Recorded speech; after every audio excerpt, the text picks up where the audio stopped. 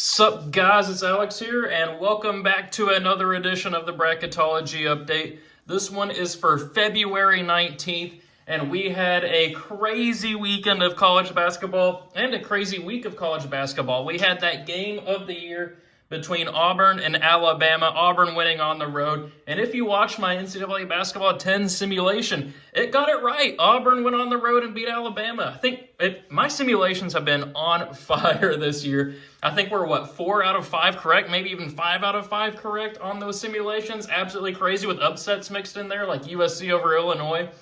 Oh man, it's been absolutely crazy. And speaking of that NCAA Basketball 10 simulation, I want you guys to vote in the comments on which game you want to see simulated this weekend. We got games like Kentucky and Alabama, Tennessee and Texas A&M, Houston and Iowa State, and then Duke and Illinois. Those are going to be some great ones. If a game gets 5 likes or 5 comments and all that, I will go ahead and pick that to simulate. Should be some good ones this weekend. We are less than a month away from the start of the NCAA Tournament. We had the selection committee release their top 16. Nothing too surprising, honestly, in there. I was thinking about making a reaction video to it, but it's been pretty consistent with all the different bracketologies that we've been doing. But speaking of all the different bracketologies, we have Jerry Palm here. So I've been getting a lot of comments about people wanting me to switch it up away from Joe Lenardi and mixing some other bracketologists in there. I might do a bracket matrix one that compiles basically all the bracketologies.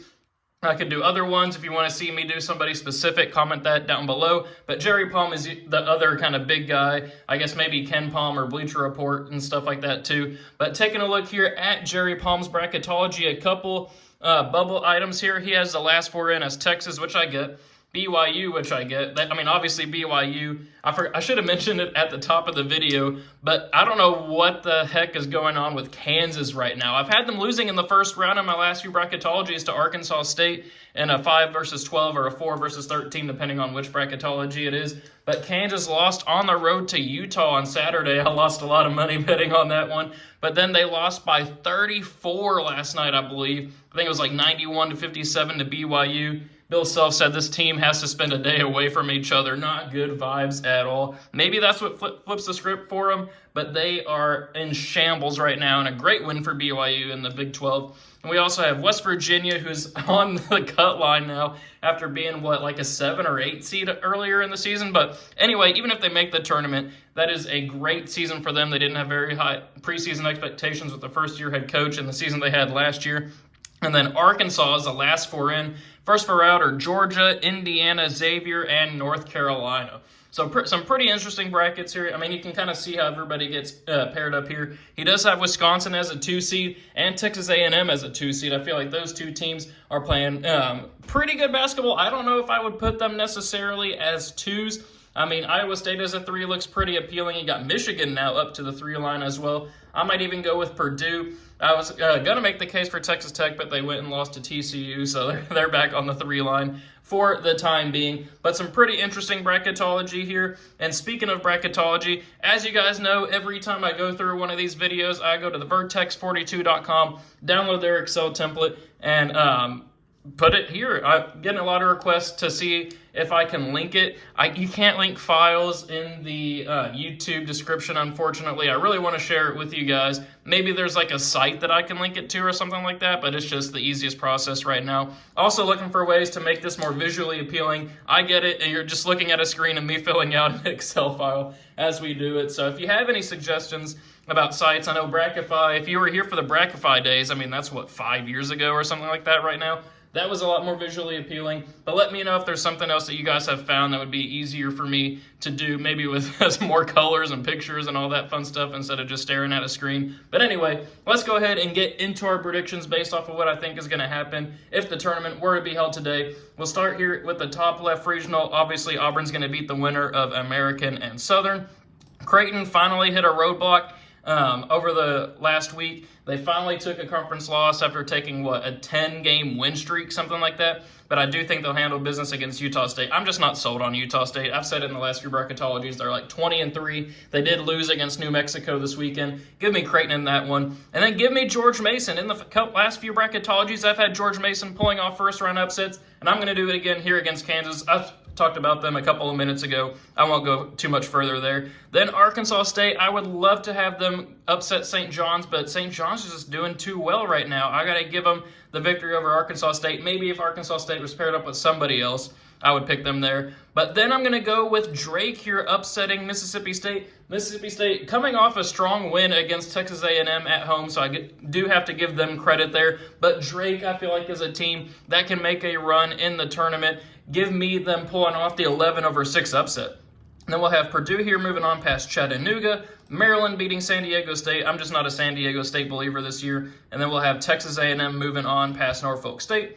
Then for a spot here in the Sweet 16, Auburn versus Creighton. Give me the Tigers advancing on. I do think that would be a pretty fun game there, Auburn and Creighton, but I'm going to go with the best team in the nation this year. Give me Auburn there. Then George Mason versus St. John's. I do think St. John's is going to win that matchup there, but I would love to see George Mason pull off the upset. But then speaking of upsets, give me Drake beating Purdue. Purdue has been a team that has been kind of susceptible to some upsets. They lost at home to Ohio State a couple of weeks ago. They lost, I think it was at home, to Wisconsin this past weekend. Give me Drake pulling off an 11-3 upset. Purdue's, even though they made the championship game last year with Zach Edey, they're prone to early round upsets. Give me Drake moving on to the Sweet 16. And then give me Maryland advancing on to the Sweet 16, pulling off a 7-2 upset over Texas A&M. I think Maryland's flying under the radar right now on the national level. I think they can make some noise come tournament time. So for a spot in the Elite Eight, I am going to go with Auburn beating St. John's and then Maryland taking care of business and ending Drake's Cinderella run, which sets up Auburn versus Maryland here, 1-7 for a spot in the Final Four. I mean, I hate to do it going with the number 1 overall seed in the Final Four, but just with this, the way this region is laid out, easy path for Auburn. This is not a hard region at all for them. Give me the Tigers advancing on. So we'll move over here to the top right one, Alabama versus Bryant. Give me Alabama in that one. St. Mary's versus UConn. UConn almost got upset at home by Villanova last night, but they were able to come back and win. Give me them advancing on there, trying to continue their run to defend their their back-to-back, potentially make a three-peat run.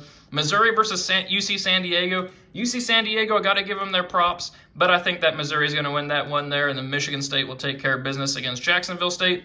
Then Illinois, I feel bad for Illinois right now. They are dealing with a ton of both injuries and sickness overall. They didn't even do the handshake line with Wisconsin last night because of sickness. They have people missing games. They have people traveling separately from the team.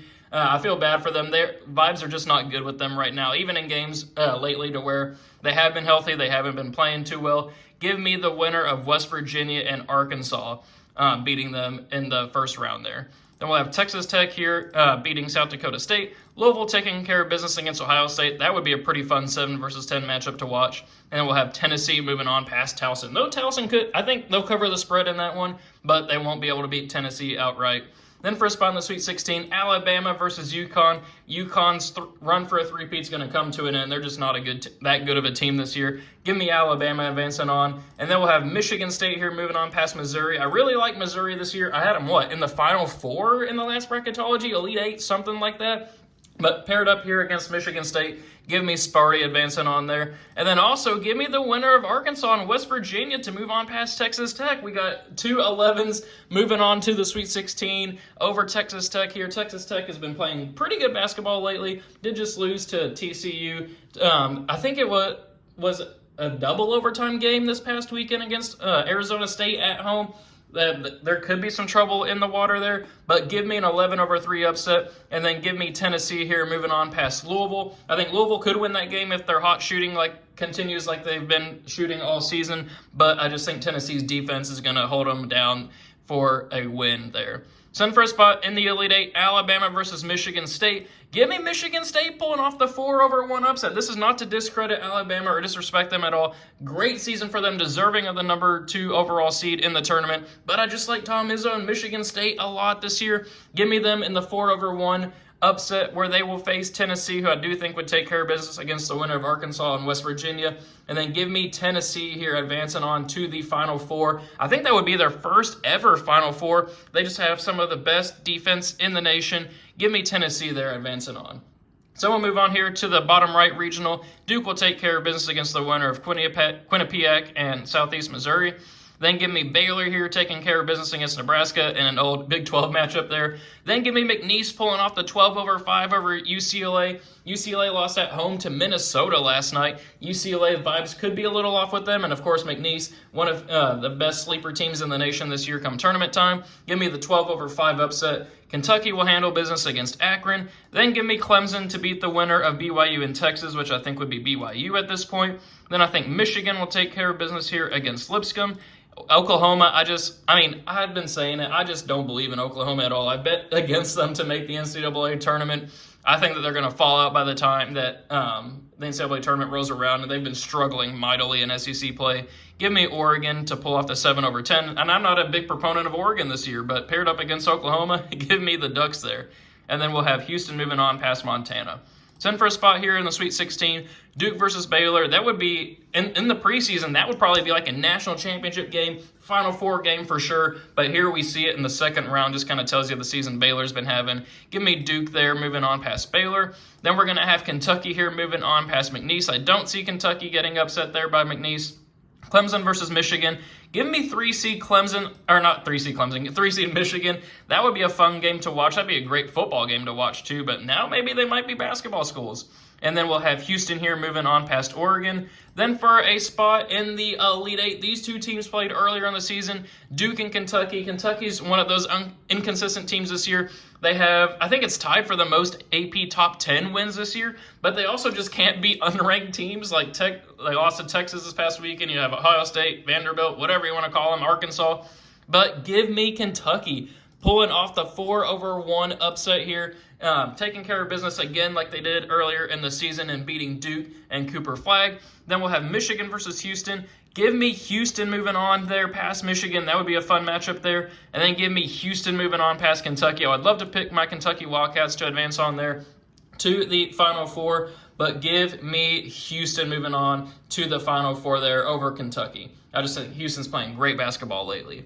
So in our last region, bottom left one, Florida versus Central Connecticut. Give me Florida. Then New Mexico versus Gonzaga. Crazy to pick New Mexico here, but I think they're the better team this year over Gonzaga. Then Marquette versus Yale. Give me Marquette. Arizona over High Point, or Arizona versus High Point. Give me Arizona. It is Arizona over High Point. Ole Miss versus Wake Forest. I think that would be a fun 6 versus 11 to watch. But give me Ole Miss moving on there as the 6th seed. Iowa State over Utah Valley. Then give me Vanderbilt pulling off the 10/7 upset over Memphis. I'm just not a Memphis believer this year. And then we'll have Wisconsin here moving on past Cleveland State. Send for a spot here in the Sweet 16, Florida versus New Mexico. I think New Mexico could pull off the upset here, but I'm not going to predict it. Give me the Florida Gators advancing on. Then Marquette versus Arizona. These two teams I have been in love with over the course of the season. Marquette in the early part of the season, Arizona lately. Heck, I had them winning the national championship a couple of bracketologies ago. Give me Arizona here, maybe pulling off the victory. That's a question mark. That would be a fun matchup to watch there, Marquette and Arizona. Then Ole Miss versus Iowa State. Give me Ole Miss pulling off the upset there. I think if Sean Padula can lead that team to victory, they have great coaching with Chris Beard. I think that Iowa State has kind of been faltering a little bit lately. They were a number 1 seed at one point, now obviously as a 3 seed. I think Ole Miss could get upset in the first round, or they can make a run. They're just one of those teams. I think they pull off the upset there. Then Vanderbilt versus Wisconsin. Give me Wisconsin there, pulling off the victory and not getting upset there. Florida versus Arizona. These two teams seem to always find each other in my bracketologies. Give me the Gators, though, advancing on to the Final Four, where they will face Ole Miss. Give me an SEC matchup here in the Elite Eight. Florida versus Ole Miss, 1 versus 6. I just don't see Ole Miss getting the victory, though. I have Florida advancing on here. So we do have a ton of upsets here in the, looking at the Elite Eight, we have a 7-seed Maryland, a 6-seed Ole Miss, 4-seed Michigan State, 4-seed Kentucky. We only have 2 1-seeds in the Elite Eight. We have some 11 seeds mixed in there, like Drake and the winner of Arkansas and West Virginia in the Sweet 16. So we have some upsets. But here the cream rises to the top in this bracketology. 3 SEC teams, which makes sense given the strength of the SEC this year. Auburn versus Florida. These two teams just played at Auburn. Florida won that game, but I think in a rematch, Auburn would end up winning that one. Then we have Tennessee versus Houston. Give me Houston winning that one there. I think Tennessee fans will be happy getting their first ever Final Four, but I don't think that Tennessee's offense will step up there enough to get the victory over Houston, which sets up Auburn versus Houston for the national championship. Give me Houston pulling off the victory there. I think I had them winning the tournament in my latest bracketology. I have them winning it again here. I'm starting to fall in love with this team, man. They're like top 10 in so many categories this year in efficiency, scoring, defense, whatever you want to call it. Give me the Cougars finally getting over the hump and winning a championship under Kelvin Sampson. So there we have it. Those are my predictions for the NCAA tournament if it were to happen today based off of Jerry Palm's bracketology. Let me know what you guys think of my predictions in the comments below. Let me know what you think as well about the tournament in the comments. Always like to read through those, see what the people are thinking. Make sure you vote on which game this weekend that you want me to simulate on NCAA Basketball 10. We've been on a hot run with those lately. Thank you guys for watching. Hope you enjoyed it, and I will see you all later.